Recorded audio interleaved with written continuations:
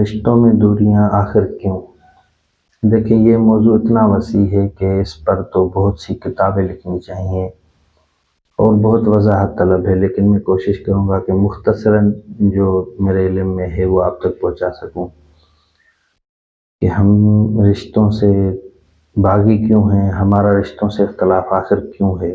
اس کی وجہ جو میری سمجھ میں آتی ہے وہ یہی ہے کہ ہمارے جو لہجے ہیں، ہمارے جو رویے ہیں، ہمارے جو جملے ہیں، سب کے سب زیر تعمیر ہیں، ہمیں ان پہ کام کرنے کی ضرورت ہے۔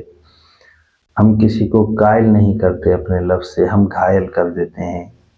آپ کے الفاظ ہوتے ہیں لیکن سامنے والا آپ سے قائل ہونا چاہیے، آپ کی طرف مائل ہونا چاہیے، لیکن ہمارے الفاظ اس کو گھائل کر دیتے ہیں، کیونکہ اس انداز سے ہم الفاظ ادا نہیں کرتے جس طریقے سے سامنے والے کو سمجھانا چاہیے۔ ہم ساری زندگی اپنے رشتہ داروں سے یہ توقعات رکھتے ہیں کہ وہ ہمارے ساتھ اچھے حسن سلوک کریں، اچھائی سے رہیں، ہمیں سمجھیں۔ ہم اس طریقے سے نہیں سوچتے کہ ہم ان کے ساتھ اچھائی کریں، پرخلوص رہیں، ہم ان کو سمجھیں کہ وہ کیا چاہتے ہیں، ان کی کیا مرضی ہے۔ احساس کے رشتے قائم رکھنا ہمیں نہیں آتے، اعتراض کے رشتے قائم رکھنا ہمیں آتے ہیں۔ پہلے کے لوگوں کے احساس کے رشتے ہوتے تھے، اگر ان تک کوئی بات پہنچتی تھی کہ بھائی آپ کے لیے فلاں نے یہ بات کہی ہے، تو وہ چل کر جاتے تھے ان کے پاس کہ بھائی آپ کو میری طرف سے کوئی تکلیف پہنچی، کوئی دکھ پہنچا، آپ نے میرے لیے یہ بات کی ہے، میں آپ سے معذرت کرنے آیا ہوں، پوچھنے آیا ہوں آپ سے کہ کیا وجہ ہے جو آپ نے یہ الفاظ ادا کیے ہیں۔ آج کل ہم تک کوئی بات پہنچتی ہے تو ہم فوراً اس پہ ایکشن لے لیتے ہیں، یا تو اس کو برا بھلا منہ پہ کہہ دیتے ہیں، یا پیٹھ پیچھے کہہ دیتے ہیں، یا پھر قطع تعلق کر لیتے ہیں ان سے کہ بھائی انہوں نے ہمارے بارے میں یہ کہا۔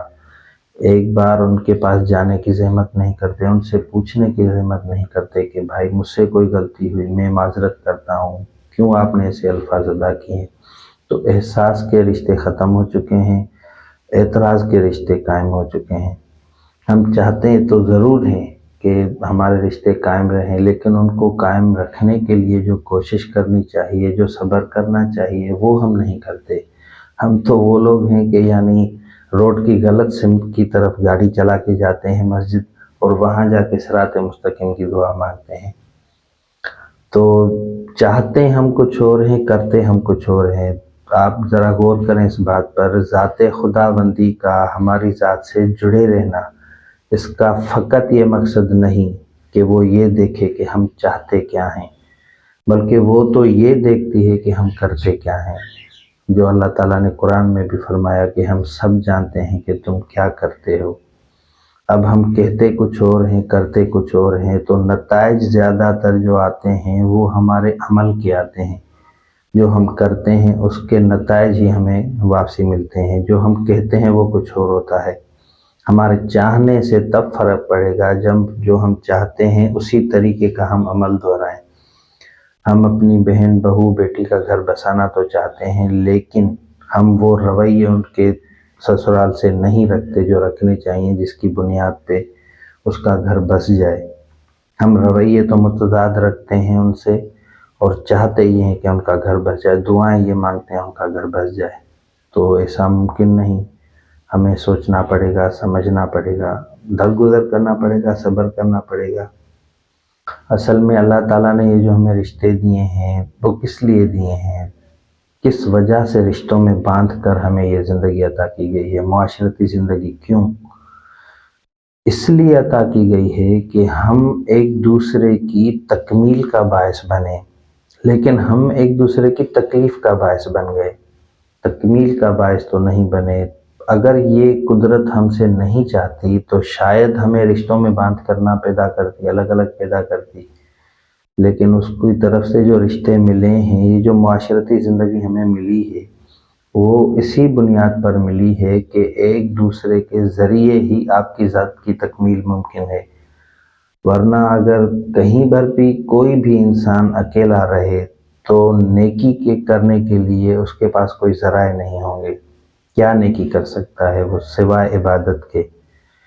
ہمارے ارد گرد جو انسان رہتے ہیں، ہمارے رشتے ہیں، ان سے بھلائی کا حکم، حسن سلوک کا حکم، خلوص، پیار، محبت، یہی چیزیں آپ کی نیکیاں ہیں جو شمار ہوتی ہیں۔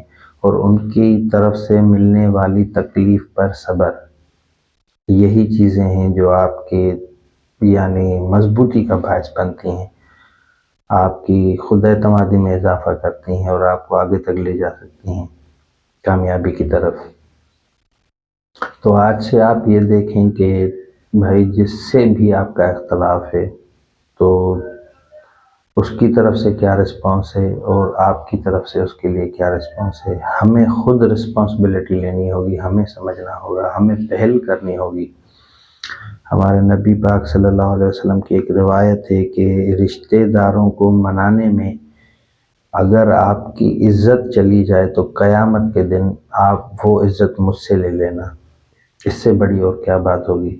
انہوں نے فرمایا تو رشتہ داروں کی طرف مائل ہوں اور خلوص سے پیش آئیں، بالکل جتنی حد تک ہو سکے اپنے دل میں ان کے لیے عزت، پیار، محبت رکھیں، تو آٹومیٹک جو آپ کے الفاظ ہوں گے وہ ان کے لیے سکون کا باعث ہوں گے، تکلیف کا باعث نہیں ہوں گے۔